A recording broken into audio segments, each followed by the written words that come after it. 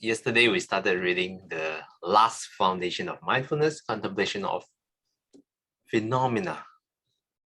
The first paragraph we cover the two interconnected meanings. The first one is again cetasikas, the mental factors.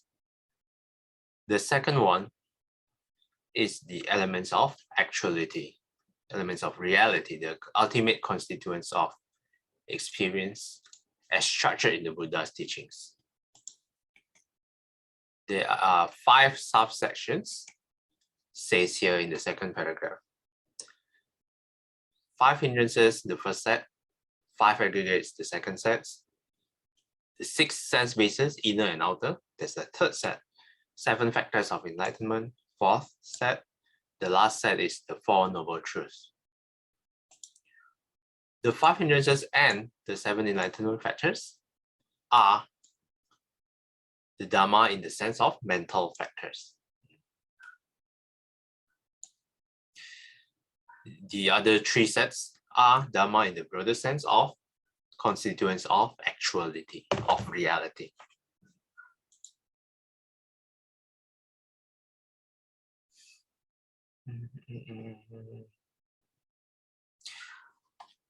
The paragraphs to follow is going to elaborate further. What is this about? Let's read on to find out.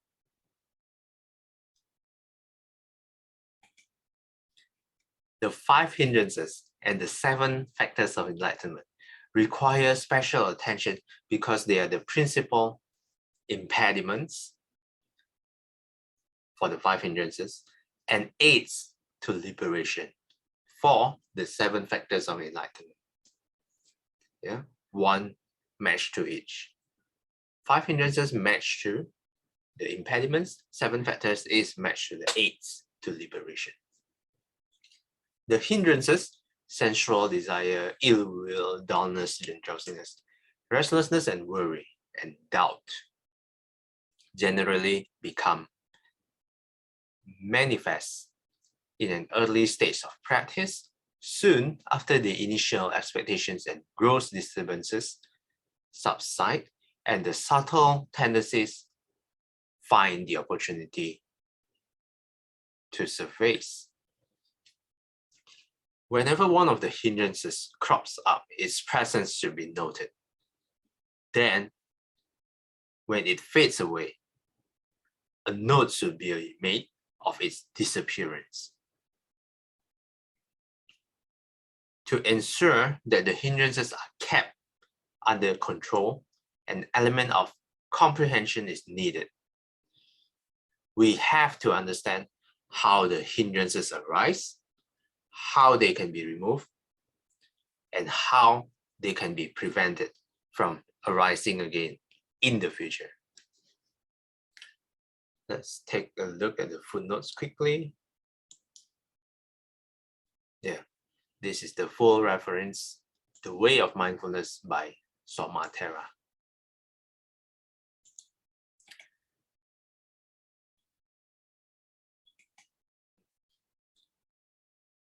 Let's elaborate a little bit on this paragraph. The first line I have explained, yeah. 5 hindrances match to the impediments, 7 factors match to aids to liberation. And they require special intention because of this.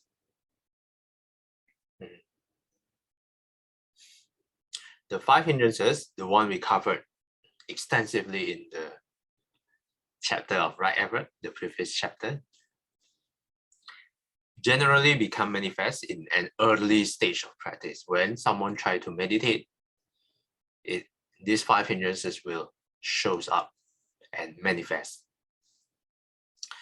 Soon after the initial expectations and gross disturbances subside, by applying the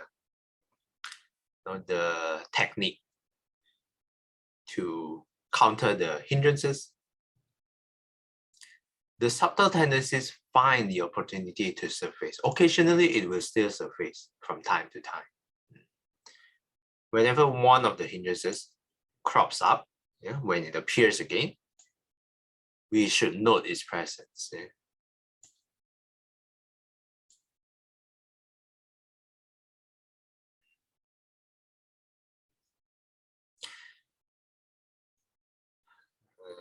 I gave one example yesterday. The past week, I have been having a lot of aversion, and it's categorized under ill will here. Yeah. Whenever I have aversion, I note that aversion. And then while it's still strong, occasionally I don't feel the aversion. So I note that the aversion fades away too. Then when it fades away, a note should be made of its disappearance, just to be aware when it appears and disappears. The last line also interesting. To ensure that the hindrances are kept under control, an element of comprehension is needed. We have to understand how the hindrances arise, how they can be removed and be prevented from arising in the future. The way I do this is I contemplate what actually gives rise to my aversion, my ill will towards someone or a certain situation. I started to explore all the conditions behind what makes it arise, and it's not conclusive yet, but when I started to explore, it helps me to understand why I feel a certain way, which makes it slightly easier to make it subside. Let's see. Yeah, and then at some point I also trace it back to my own self. It's all because my own ego that I felt aversion. Yeah. That is one of the way that I do contemplation, to keep my aversion in check, keep my aversion under control. Yeah, but self-reflection does help, but occasionally I talk to people as well, like, oh, I'm feeling certain ways. Just telling people how I feel, it helps too. Yeah, they don't even give any advice or anything. They just listen to me and then just, oh yeah. Sorry you feel that way. Yeah, that actually helps to subside as well. That is probably the worldly way to do stuff. Yeah. But in my experience, it does help me. Okay. Anyone would like to add anything?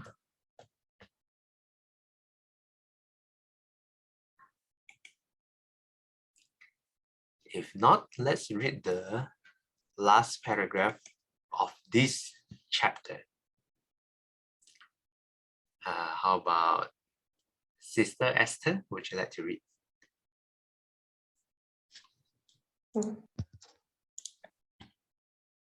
A similar mode of contemplation is to be applied to the 7 factors of enlightenment: mindfulness, investigation, energy, rapture, tranquility, concentration, and equanimity.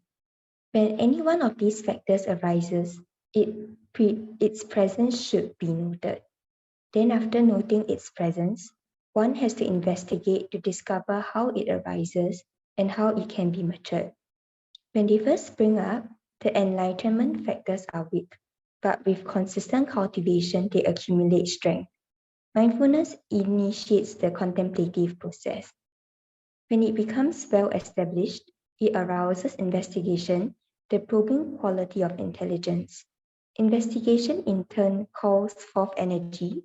Energy gives rise to rapture. Rapture leads to tranquility. Tranquility to one-pointed concentration, and concentration to equanimity. Thus, the whole evolving course of practice leading to enlightenment begins with mindfulness, which remains throughout as the regulating power, ensuring that the mind is clear, cognizant, and balanced. Thanks, Sis Esther. Yeah. A similar way of contemplation, the way we did with the 5 hindrances, note its arising and then note its disappearance, can be applied to the 7 factors of enlightenment as well. What are these 7? Mindfulness, investigation, energy, rapture, tranquility, concentration, and equanimity. When any of these factors arises, its presence should be noted After noting its presence, this is also important. One has to investigate to discover how it arises and how it can be matured. Yeah, when the factor of enlightenment arises, if we investigate, discover how it arises and how it can be matured, then in the future, we will know how we can replicate and then develop these factors. When they first spring up, the enlightenment factors are weak, but with consistent cultivation, they will accumulate strength, like a snowball. A snowball falling down the hill, it will start to be bigger and bigger and bigger until it becomes large enough and has a lot of strength. Mindfulness initiates the contemplative process, starts from here. When mindfulness is well established, it arouses investigation, the probing quality of intelligence. In turn, investigation calls forth energy. Energy gives rise to rapture, rapture to tranquility, tranquility to one-pointed concentration, finally concentration to equanimity. Thus, the whole evolving course of practice leading to enlightenment begin with, back again, to the heart of this chapter, mindfulness, which remains throughout as the regulating power, ensuring that the mind is clear, cognizant, and balanced.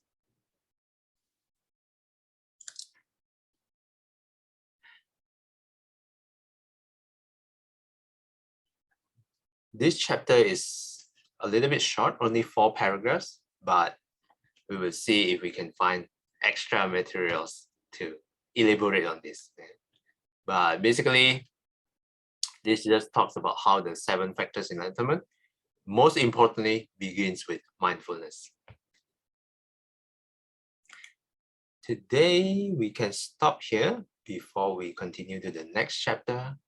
And for the next 2 days, maybe we will do a recap and sharing as well. Before we wrap up for this morning, any of you would like to add anything?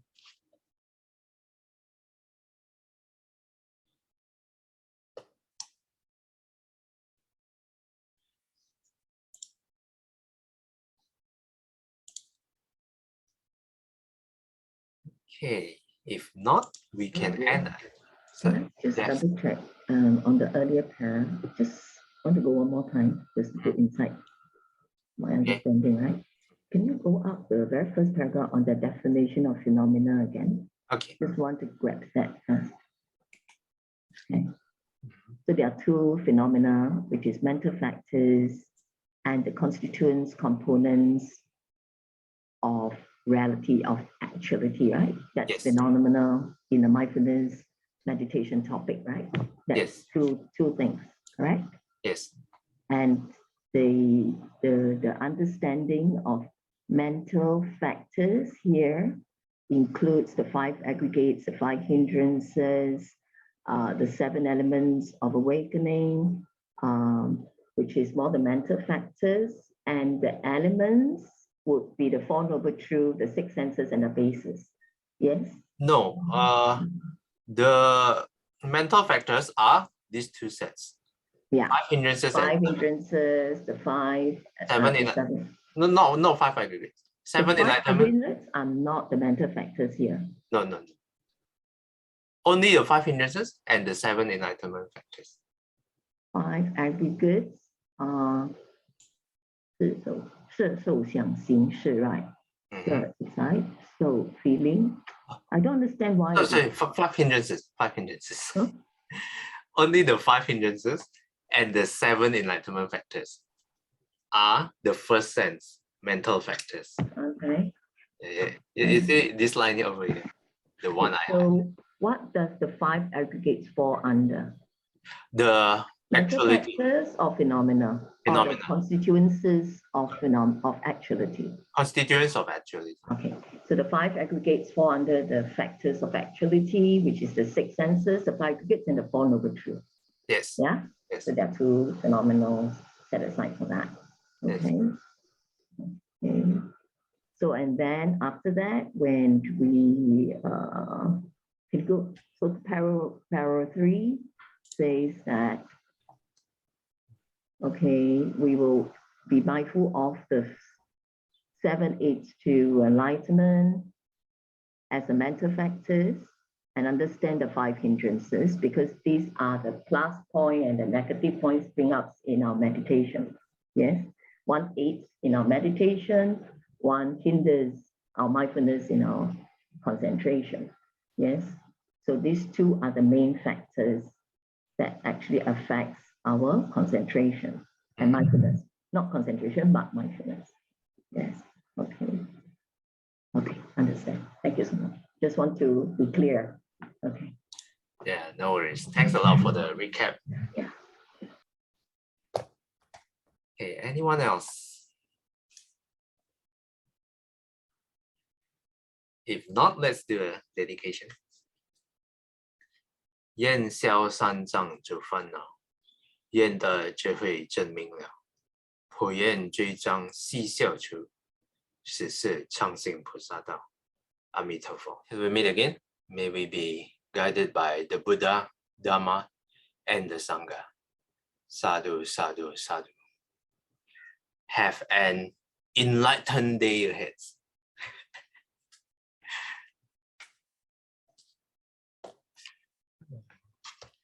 Thanks, everyone. Thank you, sister. Thank you.